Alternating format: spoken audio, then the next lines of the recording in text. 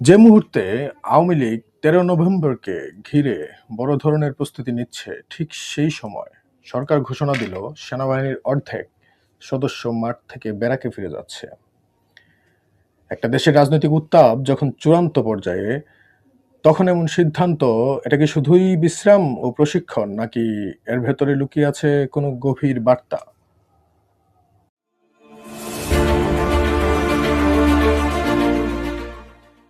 আপনাদের স্বাগত জানাই অপরাজিত ইনসাইট থেকে।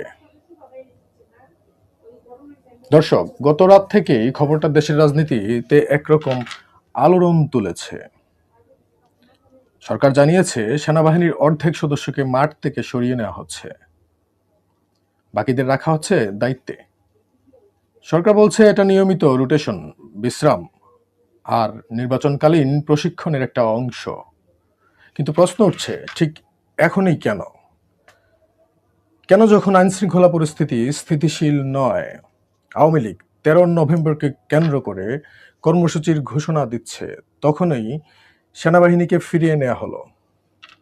গতকাল সরকারের কোর কমিটির দীর্ঘ বৈঠক শেষে সিদ্ধান্ত জানানো হয়। বৈঠকে উপস্থিত ছিলেন স্বরাষ্ট্র মন্ত্রণালয়ের জ্যেষ্ঠ সচিব, পুলিশের মহাপরিদর্শক, এমনকি প্রধান উপদেষ্টার বিশেষ সহকারীরাও। কিন্তু লক্ষণীয় বিষয়, সেখানে সেনাবাহিনীর প্রতিনিধিত্ব ছিল কি না তা কোথাও স্পষ্ট করে জানানো হয়নি। গণমাধ্যমে প্রকাশিত ছবিগুলোতেও সেনা কর্মকর্তাদের উপস্থিতি পরিষ্কারভাবে দেখা যায়নি। অর্থাৎ সেনাবাহিনীর সদস্যদের বিষয়ে সিদ্ধান্ত হয়েছে এমন এক বৈঠকে যেখানে তাদের প্রতিনিধি ছিল কি না তাও নিশ্চিত নয়। প্রশ্ন এখানেই, তাহলে কেই সিদ্ধান্ত নিল, কেন নিল? সরকারি ব্যাখ্যা বেশ সরল। বলা হচ্ছে সেনাদের বিশ্রাম দরকার, নির্বাচনকালীন দায়িত্বের আগে কিছু প্রশিক্ষণেরও প্রয়োজন আছে। কিন্তু এই ব্যাখ্যা কতটা যৌক্তিক, সেটাই আজকের মূল আলোচনার জায়গা। প্রথমত, সেনাবাহিনীর প্রশিক্ষণ কোনো স্বল্পমেয়াদী কাজ নয়। তারা নিয়মিত রোটেশনে প্রশিক্ষণ নেয় এবং নির্বাচনের আগে নতুন করে বিশেষ প্রশিক্ষণ, এই ধারণাটাই কিছুটা অপ্রাসঙ্গিক বলে মনে হচ্ছে। কারণ নির্বাচনের দায়িত্ব সেনাবাহিনীর কাছে কোনো নতুন অভিজ্ঞতা নয়। বিশেষ করে আমাদের দেশের প্রেক্ষাপটে বাংলাদেশে নির্বাচনের দায়িত্ব পালন করা বাংলাদেশ সেনাবাহিনীর কোনো নতুন অভিজ্ঞতা নয়। তারা এই দায়িত্ব বহুবার সামলেছে, নিয়মিতভাবেই করে আসছে। তাহলে সরকার কেন বলছে এখন প্রশিক্ষণ প্রয়োজন? এটা কি আসলেই প্রশিক্ষণের ব্যাপার, নাকি একটা প্রসঙ্গ তৈরি করার চেষ্টা? আরেকটা বিষয় খেয়াল করুন, এই সিদ্ধান্ত এসেছে এমন এক সময় যখন আওয়ামী লীগ ১৩ নভেম্বরকে ঘিরে বড় ধরনের কর্মসূচির ঘোষণা দিয়েছে। বলা হচ্ছে ১০ তারিখ থেকে শুরু করে ১৩ তারিখ পর্যন্ত সারা দেশে লকডাউন, শুডাউন ও নানা আয়োজন চলবে আওয়ামী লীগের পক্ষ থেকে, আওয়ামী লীগ ও তার বিভিন্ন অঙ্গ সংগঠনের পক্ষ থেকে। এই মুহূর্তে সেনাবাহিনীর অর্ধেক সদস্যকে মাঠ থেকে তুলে নেওয়া নিঃসন্দেহে রাজনৈতিক প্রেক্ষাপটে এক ধরনের টাইমিং। এখন যদি আমরা একটু গভীরে যাই, তাহলে দেখা যাবে সেনাবাহিনীর মধ্যেও কিছুটা ক্লান্তি ও অসন্তোষ তৈরি হয়েছে বটে।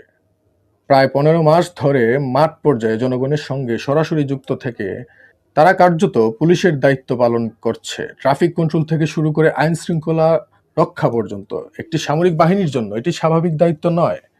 এবং অনেকেই বলছেন সেনা সদস্যরা এই ভূমিকা আর চাচ্ছিলেন না। সেনাপ্রধানও কয়েক দফা প্রধান উপদেষ্টাকে জানিয়েছেন, কক্সবাজার চট্টগ্রাম সীমান্ত অঞ্চলে যেভাবে সহিংসতা ও নিরাপত্তার ঝুঁকি বাড়ছে, সেনাবাহিনী তাদের মূল দায়িত্ব, অর্থাৎ দেশের সার্বভৌমত্ব রক্ষা, সেদিকেই তারা ফিরতে চায় এবং ফিরে যাওয়া উচিত। তাহলে কি এই সিদ্ধান্ত সেনাবাহিনীর অভ্যন্তরীণ চাওয়ার প্রতিফলন, নাকি সরকারের রাজনৈতিক প্রয়োজনের সঙ্গে তা মিলে গেছে? সরকার বলছে এটা শুধু রেস্ট অ্যান্ড ট্রেনিং, কিন্তু এই রেস্টের সময়ও সেনারা প্রশিক্ষণ নেবে, এমনটাই বলা হয়েছে। অর্থাৎ তারা একদিকে বিশ্রাম নেবে, অন্যদিকে ট্রেনিং করবে। শুনতে কিছুটা সাংঘর্ষিক নয় কি? অদ্ভুত, তাই না? একটা বাস্তব প্রশ্ন এখানে উঠে আসে, এই বিশ্রাম ও প্রশিক্ষণের সময়কাল কতদিন? কেন সরকার সেটা স্পষ্ট করেনি? কেন বলা হয়নি ঠিক কবে তারা আবার মাঠে ফিরবে? রাজনৈতিক বিশ্লেষকদের মতে এটা হতে পারে একটি কৌশলগত সময় ব্যবস্থাপনা। যদি নির্বাচনের তারিখ পিছিয়ে যায় বা রাজনৈতিক পরিস্থিতি আরও অনিশ্চিত হয়, তাহলে সেনাবাহিনীকে দীর্ঘ সময় মাঠে রাখার পরিবর্তে রেস্ট রোটেশনের মাধ্যমে তাদের মনোবল ঠিক রাখার চেষ্টা করা হতে পারে। অন্যদিকে আওয়ামী লীগের ভেতর থেকে আসা প্রতিক্রিয়াগুলো একেবারে ভিন্ন। তাদের অনেকেই সামাজিক যোগাযোগ মাধ্যমে লিখছেন, ঘোষণা দিচ্ছেন সেনাবাহিনীর এখন ব্যারাকে ফিরে যাওয়াই উচিত, মাঠে পুলিশই যথেষ্ট। আবার কেউ কেউ বলছেন মাঠ ফাঁকা হোক, তারপর দেখা যাবে খেলা কিভাবে চলে। এই কথাগুলোর ভেতর লুকিয়ে আছে রাজনৈতিক ইঙ্গিত। সরকার চাইছে সেনাবাহিনীকে ধীরে ধীরে সরিয়ে দিয়ে পুরো নিয়ন্ত্রণ বেসামরিক প্রশাসনের হাতে কেন্দ্রীভূত করতে। সরকারও চাইছে এমনটা মনে হচ্ছে এখন। কিন্তু এর ফলে কি দেশের নিরাপত্তা পরিস্থিতি আরো নাজুক হবে না? কারণ আমরা দেখছি সাম্প্রতিক সপ্তাহগুলোতে সহিংস ঘটনা, অস্ত্র উদ্ধার, সামাজিক মাধ্যমে উস্কানিমূলক বক্তব্য সবই বেড়েছে। আর এই মুহূর্তে সেনাবাহিনীর উপস্থিতি কমে গেলে মাঠের পরিস্থিতি সামাল দেওয়া আরো কঠিন হতে পারে। তবু সরকারের দিক থেকে একটা দ্বৈত বার্তা পাঠানো হচ্ছে। একদিকে বলা হচ্ছে সেনারা শুধু বিশ্রাম নিচ্ছে, আবার অন্যদিকে আওয়ামী লীগের কর্মসূচির সময়ে সেনাবাহিনী মাঠে কম থাকবে। এটা কি নিছক কাকতালীয়, নাকি রাজনৈতিক সুবিধাবাদের একটি হিসাব? আরেকটা ব্যাখ্যা আছে যেটা অনেক পর্যবেক্ষক তুলে ধরছেন। এটা সম্ভবত একটি পূর্ব প্রস্তুতি, যদি নির্বাচনের সময়সূচি দীর্ঘায়িত হয়। কারণ রাজনৈতিক ডামাডোল যেভাবে বাড়ছে, তাদের নির্বাচন বিলম্বিত হওয়ার সম্ভাবনা পুরোপুরি উড়িয়ে দেওয়া যায় না, বরং সম্ভাবনা অনেক বেশি। এমন অবস্থায় সেনাবাহিনীকে ক্রমাগত মাঠে রেখে দিলে মনোবল ও শৃঙ্খলার উপর ব্যাপক প্রভাব পড়তে পারে। তাই অর্ধেক করে বিশ্রাম হয়তো এক প্রকার কন্টিনজেন্সি প্ল্যান। তবে এটাও সত্য, এই প্রস্তাবে রাজনৈতিক বার্তাও হয়তো আছে। সরকার হয়তো দেখাতে চাচ্ছে আমরা সেনাবাহিনীর উপর নির্ভরশীল নই, আইনশৃঙ্খলা রক্ষার দায়িত্ব পুলিশের হাতেই যথেষ্টভাবে আছে।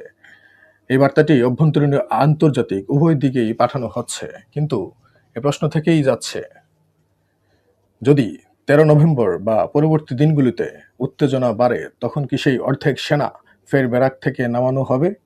তাহলে কি এই উঠানামাই হবে নতুন স্বাভাবিকতা?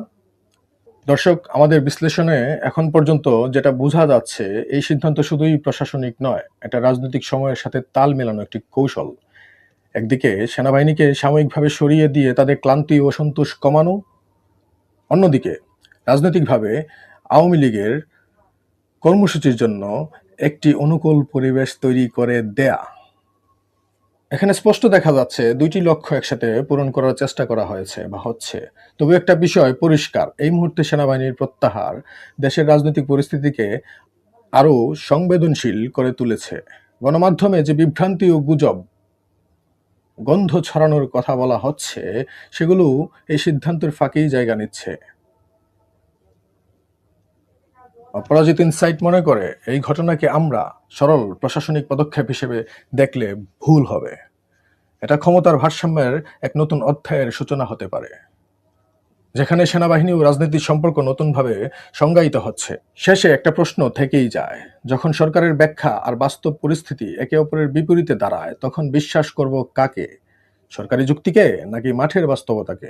আপনার কি মনে হয়? সেনাবাহিনীর অর্ধেক সদস্যকে হঠাৎ ব্যারাকে ফেরানোর পেছনে কি শুধুই বিশ্রাম, নাকি অন্য কোনো বড় হিসাব? কমেন্টে লিখে জানান আপনার মতামত। এটাই ছিল আজকের বিশ্লেষণ।